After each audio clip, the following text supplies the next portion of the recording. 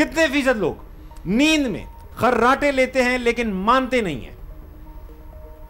मैं जरा उस तरफ देखूंगा थोड़ी देर के लिए, वहां से आया कि हाँ भाई आप, मैं तो हूं, आप लेते हो मानते नहीं है, लेकिन अभी आप मान रहे हैं, तो कितने परसेंट लोग मान रहे हैं? जो मानते नहीं है उसमें तादाद 80% होगी। देख लें, मुनासिब कर ले थोड़ा। 80% जो मानते नहीं, जो लेते हो मानते नहीं, उसमें 80% है।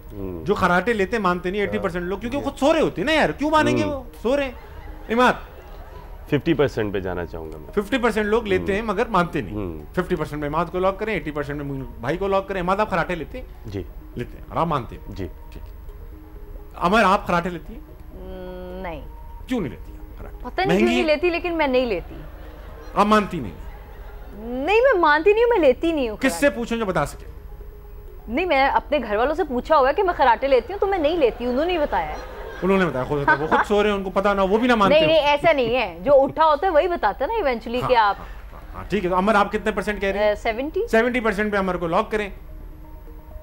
खराटे लेते मैं लेता हूँ, बेगम बताती तो मान जाता हूँ कि जो तुम कह रही हो ठीक ही कह रही होगी। नहीं मानेंगे तो आपको पता है।